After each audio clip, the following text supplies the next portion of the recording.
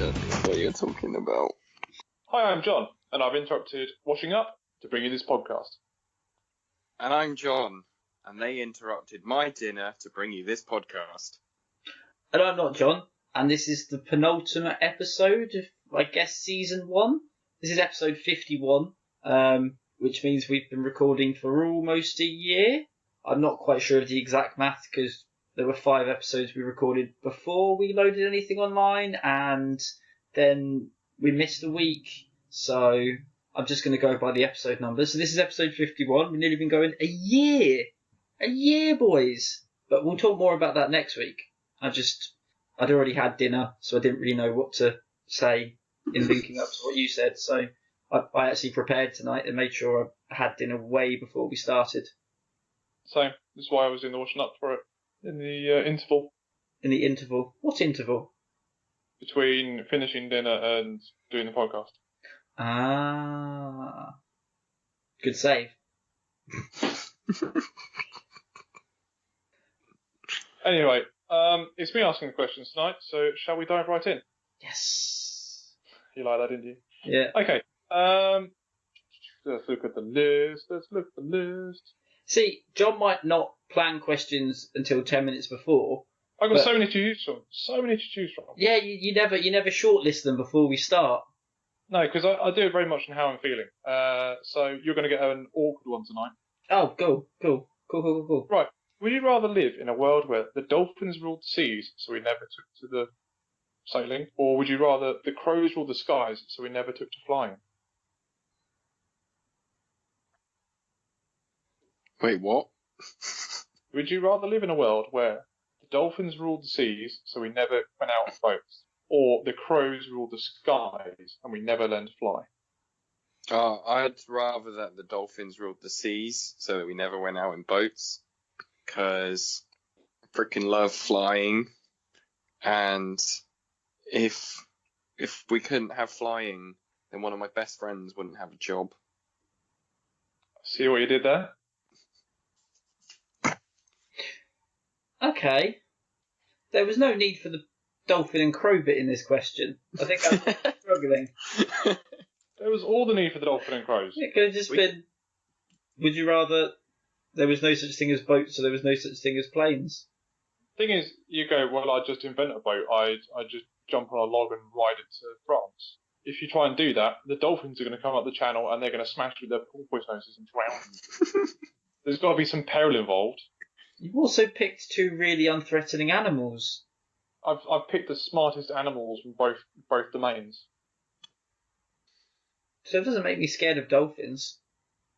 The fact they can travel at like 30 miles an hour underwater, and they're really clever. Not that clever. They haven't taken over the skies. Do you want to stop pulling apart my question and just answer? Well, I'd rather that we couldn't fly. I don't think that's good, because, while if dolphins rule the waves, we can keep out of their way. Crows, if they're smart enough to rule the skies, that they basically live over us. They can get us anywhere. You cannot escape them. You can go to a landlocked country where you can, at least hide from our dolphin overlords for a while, but you cannot escape something that can attack you from the sky. That is why Blitzkrieg was so terrifying. Yeah, at what point do they attack us? Like, can I still go to the seaside and swim in the sea? Can I still fly a kite? I think they'd be envious of your kite and they'd take it out of the air. I think if you were to stand on top of a tall building completely exposed, you might get mauled by one or two. I think if you try and climb a really tall tree and stand up there, I think you'd be made to feel very unwell. Okay, so I can't. So anything higher than jumping isn't allowed. Even the crow overlords. And basically anything deeper than where a dolphin wouldn't get landlocked, beached, is out of the question. So, I mean, I'm not exactly a big fan of beaches anyway, because I don't like sand. But, well, the crows would make it difficult. But if we could never fly, then it would have made warfare much different. There wouldn't have been any bombings. There wouldn't have been the Blitz. No, we're just getting attacked by crows instead. We all have to live in bunkers. Well, no, because we're just not... That wouldn't even help us. Crows are so intelligent, they'd find a way of opening the bunkers. They'd find the shiny key, and they would open the door, and we'd be fucked. They'd all fly in and attack us and eat us until we were nothing but bones. Then what are you going to do? Who's to say that the dolphins wouldn't also evolve and start heating up the planet themselves to get more and more water? Or was it Futurama where the dolphins just walked out of the sea and just started killing? Or was that a Treehouse of Horror episode or something? Who's to say that the dolphins also wouldn't evolve and start attacking the land? I think we need to keep this no sky, no water. They don't need to come onto the land because there's a lot more space in the water. Oh yeah, but there's not a lot more space in the air. Yeah, but they still have to land somewhere, so they're gonna come to land where we live. Whereas, dolphins, they won't even care for us. They'll be. You're making a lot of assumptions here, John. Yeah, good ones. Are you saying that you've lived in a world where either of these has been happening, and you know the facts? I don't know the facts. Well, make up some of your own then. That's what you like to do normally. Yeah, I'm playing you at your own game. It is. We've got wise to you, Matt. I think I was just so thrown off by the question from moment one that I'm still on the back foot. Yeah, so far you haven't. I come up with good reasons why I want to live in a world with dolphin overlords. Well, also reasons why I don't want to live in your world. Well, the dolphins, like I said, they're going to come up with a way to heat up the planet to increase their domain, to slowly start flooding us, which means that we're just going to have less and less land to live on. I mean, the scenario that I'm living in, it already exists in Australia, where they have swooping season. Or is it the magpies attack everyone or something like that? In the height of summer when they're all on heat or something like that, and Australians survive. So but barely. Australia is 1,000 times bigger than the UK, but their population is half the size of the UK. Exactly. It's because of their swooping birds that are attacking and killing them all off. Yeah, but just think if we started to have mass flooding in the UK, Australia would be fine because they'd just slowly move in and in and in. In the UK, we're overpopulated as it is. We'd have to have everybody in the UK living in Northampton or something. I'd end up living upward on the sea, which is quite nice. Yeah, exactly. I've got the lowest lying bit of the country, within 10 miles of where I live.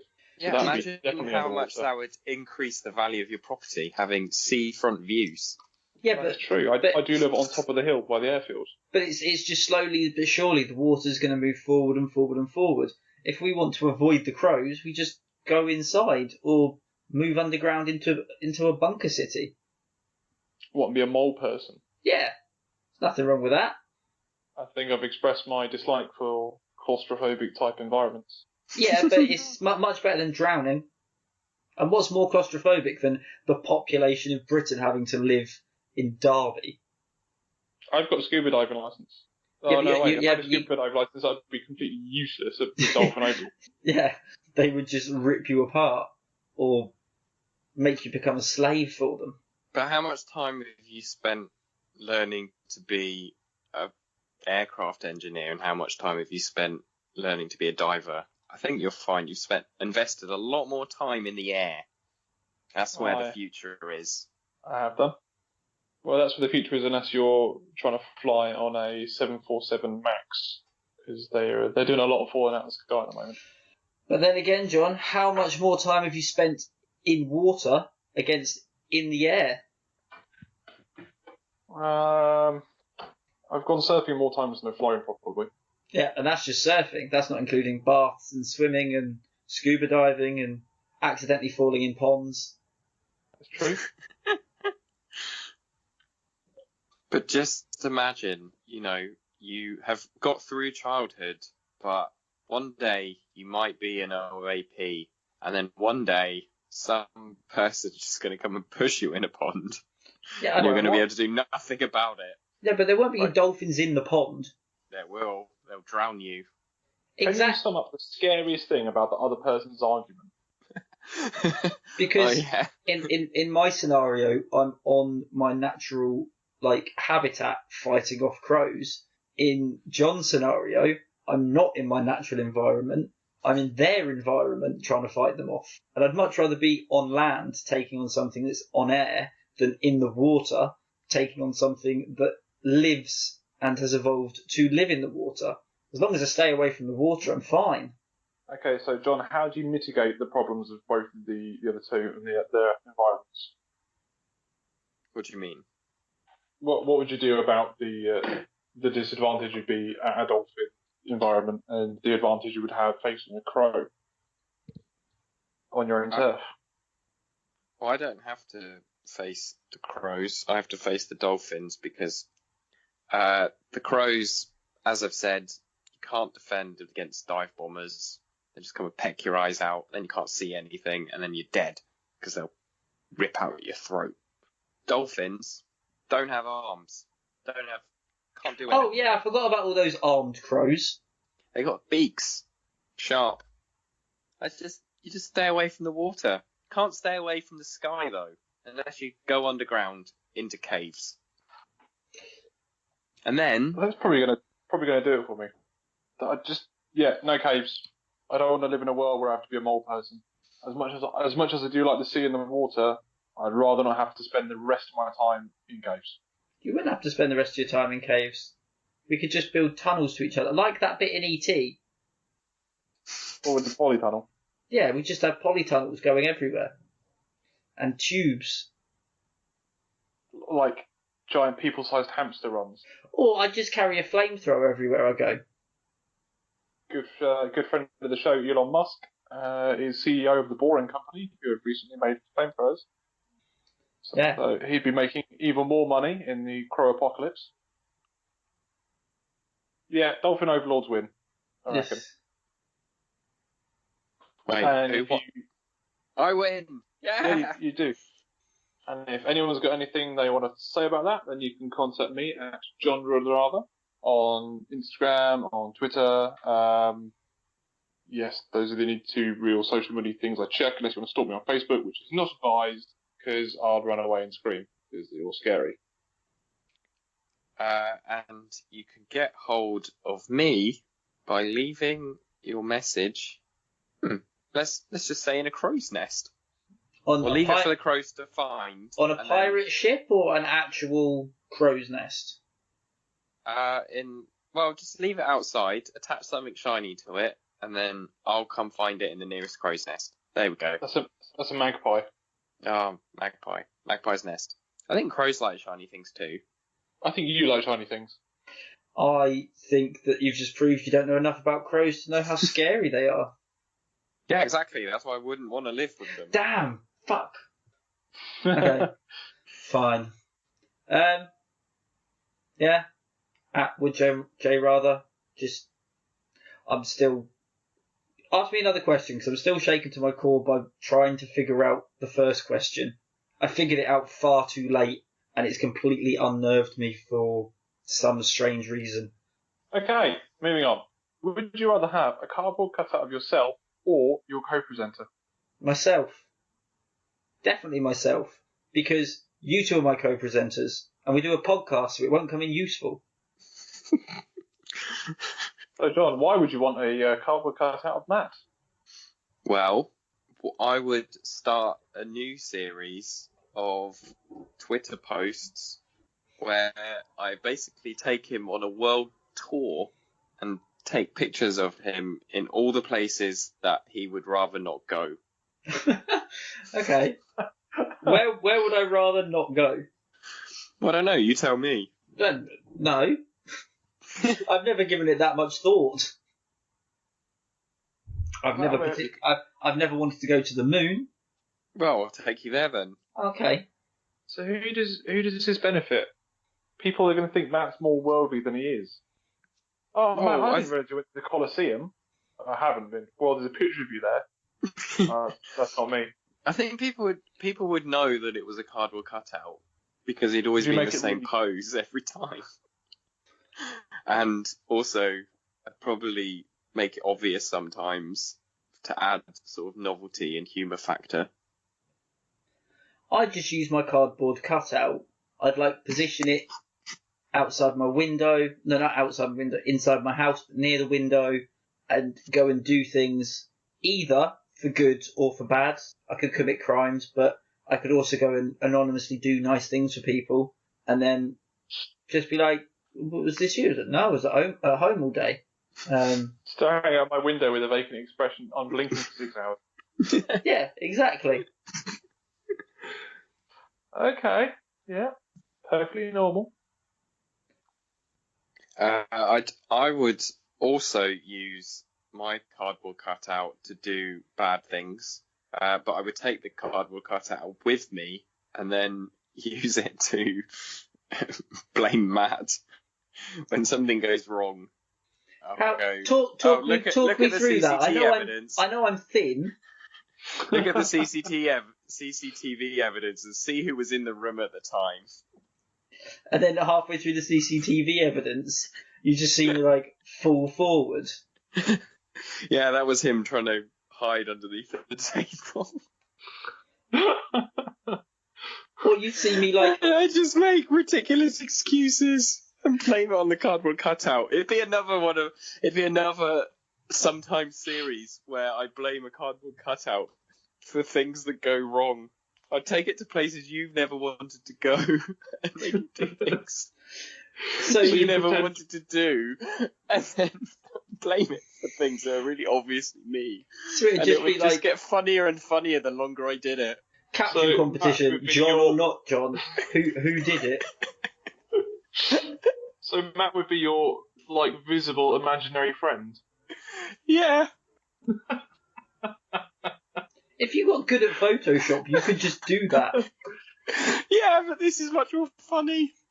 I want to see a picture of you with him as hand luggage and arms sticking out of your back. To put him in under a head locker. Oh. I think you're underestimating what you can use a cardboard cutout for. They're not that realistic. No, exactly. That's half the point. You could make me go bungee jumping, but you'd throw me off the edge. And it wouldn't bounce because there'd be no weight to it. It'd catch the wind and fly like a paper airplane for a bit. And then crumple a bit. This week, Matt's going whitewater rafting, and then I just slowly disintegrate. Matt dissolves.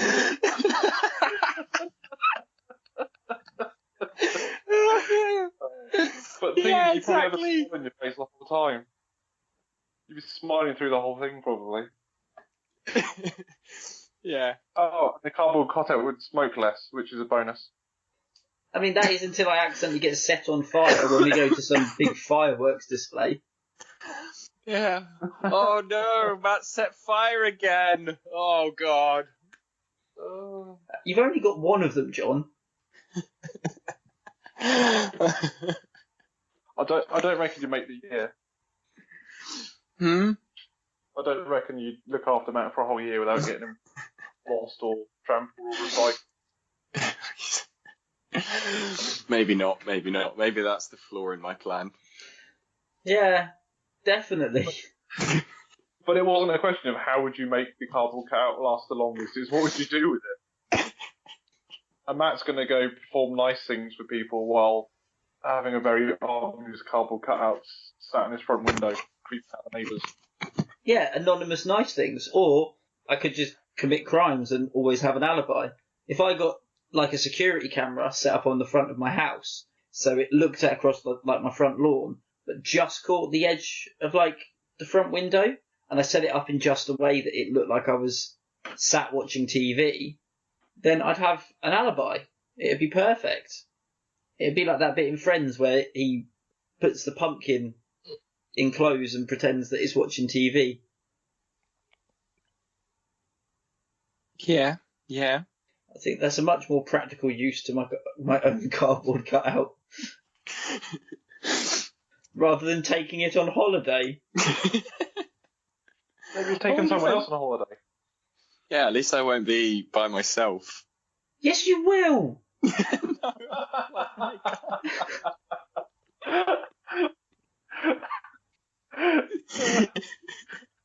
but it won't look like I'm by myself. Yes, it's a cardboard cutout. It's not even a mannequin.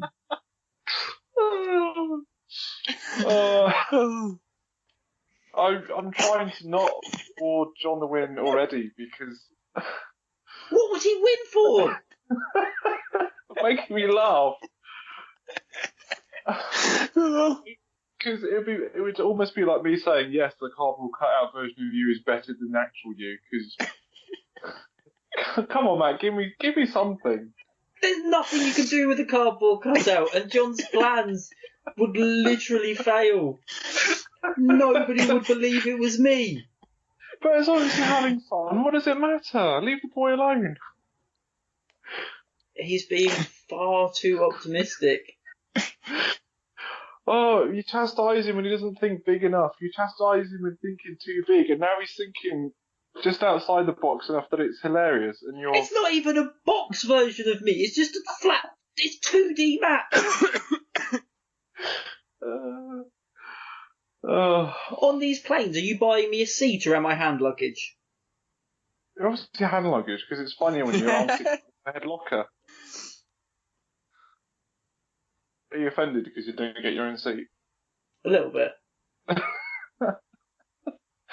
Are you too angry to fight anymore? Yes. Do you just want another question? Just who won? John.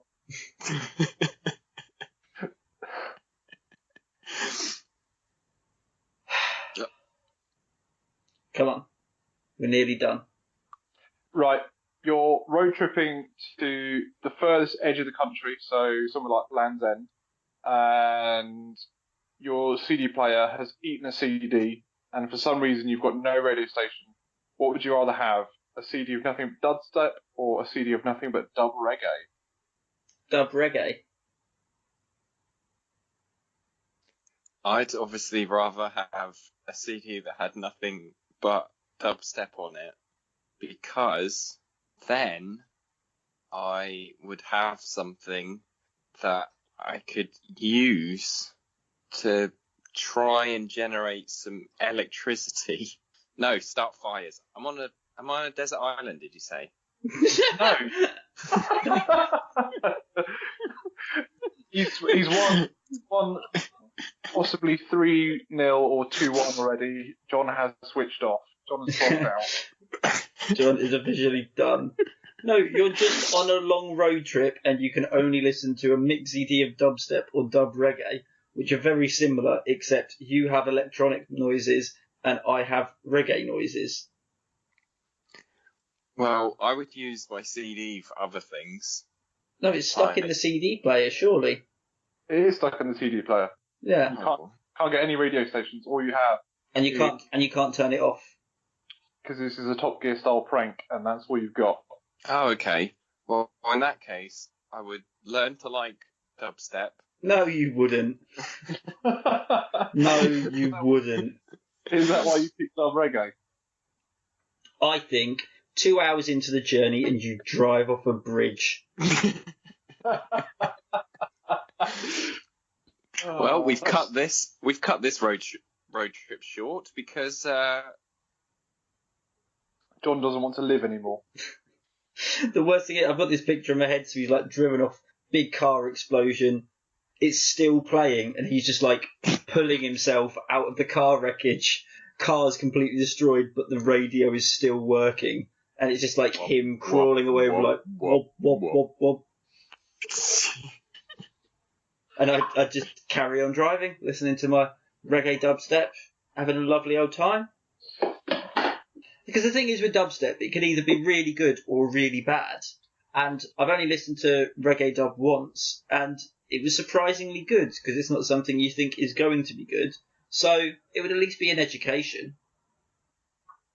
I like optimism. Yeah. I've never heard mediocre dubstep. It's always one extreme or the other. That's true. Whereas in my experience, all reggae dubstep is good. Dub reggae. Dub reggae, same thing. Oh, okay. It's gonna upset the one person who may understand the difference between the two that happens to listen to our podcast. Dub reggae and reggae dubstep. Whatever. So wait, hang on. I get abused for isolating certain demographics that listen to our podcast, but you're allowed to shit all over one music genre and go, yeah, whatever, it's fine. Yeah, okay. Not getting called out for it? First of all, it's a music genre that there's probably 4 people in the world that listen to, let's be frank. And number 2, it's like saying that punk pop and pop punk are different. Punk pop and pop punk. Yeah. So punk covers of pop songs are different to Fall Out Boy actually doing their own music. There's no difference between pop punk and punk pop. Well, what one is no, isn't it? Punk Does Pop is like Katy Perry songs covered by No, their the albums. music. Their album's called Punk Goes Pop. Surely whichever word you say first, that's like the predominant. And the second word is like... Is bonus. Yeah. Yeah, You've but added... It's like you've got predominantly blue and you just add a little bit of yellow to the paint mix. You've got like a dark green. But if you put too much yellow in, it becomes a light green. And then it's predominantly yellow. But they're both new things. I think we're splitting hairs. So that's the difference between the Green Bay logo and Mountain Dew. I'd rather have Mountain Dew. Because, no, different question. John, note that one down for next week. Oh yeah, I'm going to be on questions again. On making notes. On the year anniversary, we have to ask 6 questions.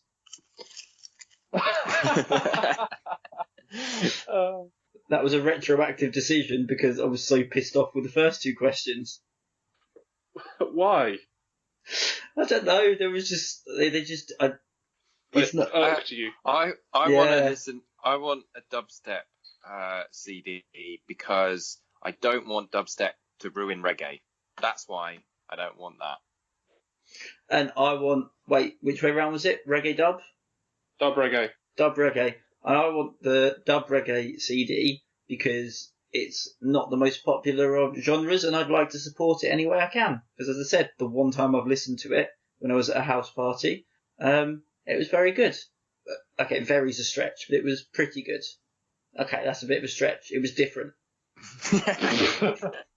Different is what people use to describe something where they don't want to offend the person that's showing them the source material. Oh, he wasn't just showing us it. He was unemployed and made it, and that was what he was working on. And you didn't break his heart. That's very nice of you. Yeah. In fact, I'm going to give you the win for that. Oh, thanks. Didn't break his heart until now. He then asked me if he could borrow 50 quid so we could buy some ketamine, I think. And I said, no, we've just met.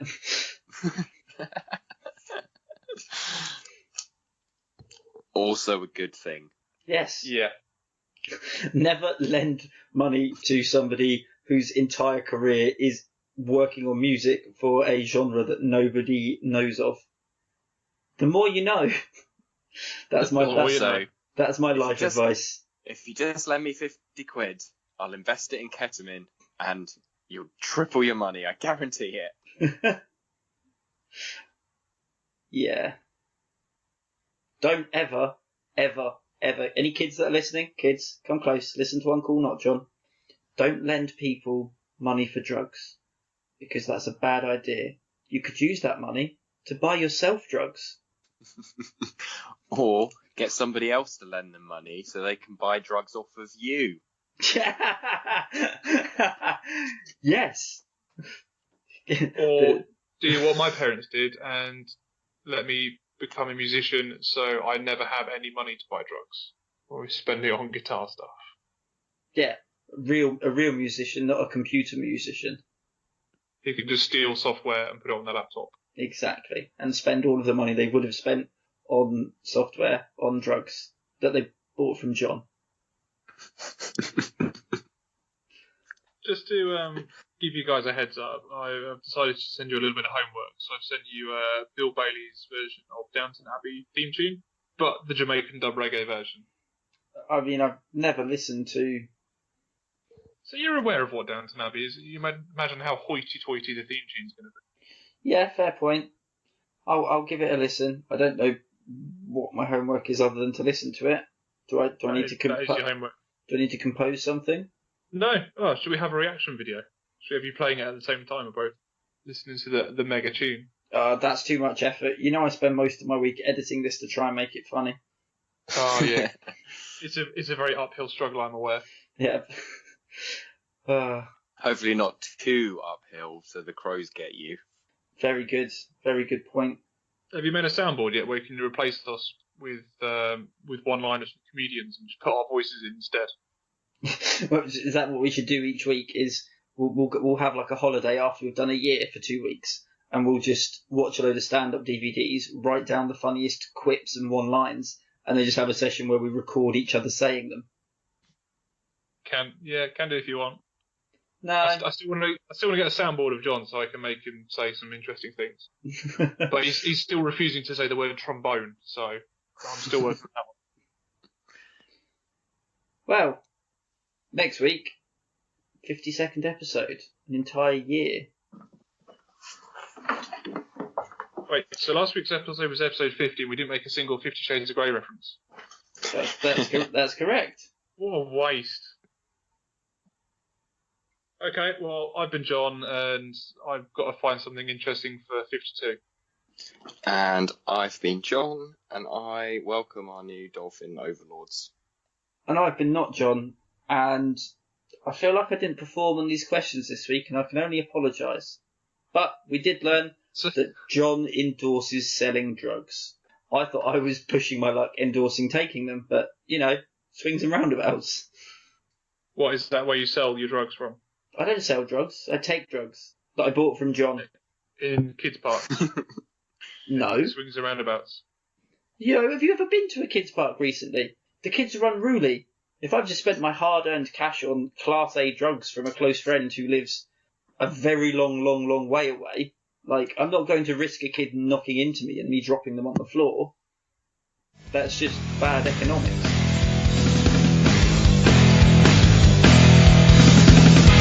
Nothing, somebody do it, where everybody